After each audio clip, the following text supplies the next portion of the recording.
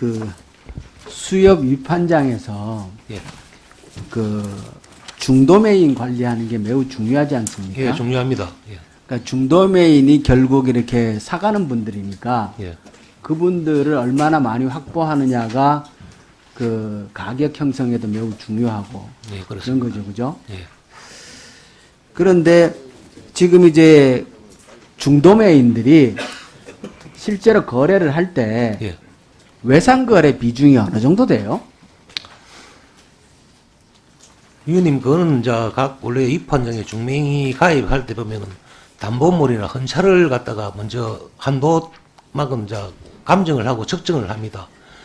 그러면 이 사람 한도가 한 1억이 넘으면은 하루에 고기 좀 좋은 고기 사면 1억이 넘을 수도 있고, 작게 사도 있습니다. 그러니까 그 담보를 제공하거나 예, 뭐 헌금을 현금을 해놓던가. 납입하거나 해서 예. 한도 설정이 되는 거죠, 예, 그죠? 예, 그렇습니다. 그러면 외상거래는 그 한도 내에서 하도록 되어 있는 거죠. 예, 원래 그렇게 되어 있습니다. 그런데 실제 외상거래가 한도를 초과하는 사례도 많죠. 많습니다. 예. 근데 그거는 또 현장에서 거래하다가 보면 중도매인이라는 분이 고정되어 있는 거다가 보니까 예. 하루 이틀 거래를 하는 게 아니고 서로 간에 신용이 쌓여서 예. 뭐 당장 며칠간의 한도 초과하는 거를 어떻게 물건 안 줄 수도 없고 그런 상황이 발생하는 거죠. 예, 그렇게 되어 있습니다. 예. 그렇기는 한데 그렇지만 이 한도 초과를 잘못 관리하면 결국 부실 채권이 부실이 나게 되어 생겨요. 있습니다. 예. 그게 지역조합의 부실화를 초래하는 거고 예. 이 문제가 매우 어렵고도 또 엄격하게 할 수밖에 없는 문제 아닙니까? 예, 그렇습니다. 예. 그런데 실제 보면은 한도 초과 사례가 굉장히 많이 발생해서 이것이 지적되고 있는데 예. 보면은 269건이 적발됐어요. 예. 그리고 16건에 37억 원이 손실 처리되었고 이미. 그렇죠. 예. 그런데 우려스러운 거는 외상거래 한도 미책정이라고 해서 25건이 적발된 거 있어요. 예. 이건 어떻게 된 거예요? 이건 납득이 안 가는데요. 외상거래가 이 측정이 안 된 건 이 중매인을 보면은 저도 중매인을 했습니다만은 우리가 한도가 1억을 돼 있으면은 고기가 사다 보면 그날 아침에 막 좋은 고기 사면 2억 사면도 살 수가 있습니다.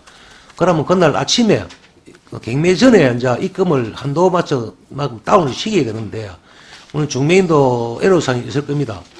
고기 입판도 안 되고 수금 가주들을 유통업자한테 물건을 주면은 수금도 며칠 있다가 주고 이런 걸 좀 사례가 어떻게 내려왔습니다.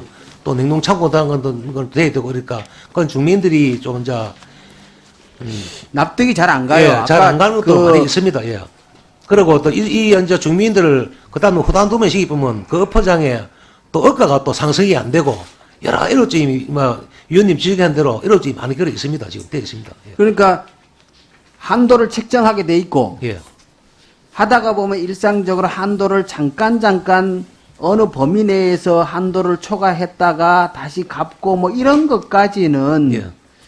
현실적으로 이해할 수 있겠는데 그것도 규정을 엄격하게 정해야 될 것 같아요. 한도를 초과한 금액이 한도가 어느 이상 내지 시간적으로 부실 위험에 가는 것을 방지하기 위해서 그런 것들을 관리하기 위한 규정들이 좀 더 엄격해야 되겠는데 예. 여기에 한도 자체가 미책정된 상태에서 적발된다라는 거는 이거는 근본적으로 관리 부실이라고밖에 얘기할 수 없는 거 예, 아니냐. 그래서 맞습니다. 예. 그 입판장에 뭐 판매 과장이나 좀 그런 공판장이나 좀 문제가 있다고 생각합니다. 예. 이 부분에 대해서 예.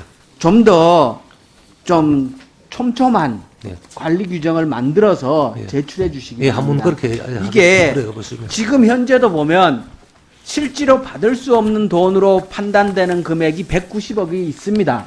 부실 처리를 안 하고 있을 뿐이지. 예, 맞습니다. 그렇게 될 겁니다. 예. 저것도 대책을 예, 세워야죠. 예, 예. 저렇게 장부상의 돈으로 가져갈 수는 없지 않습니까? 예, 맞습니다. 예. 그래서 이거 대책 마련해 주시길 부탁드리고요. 예.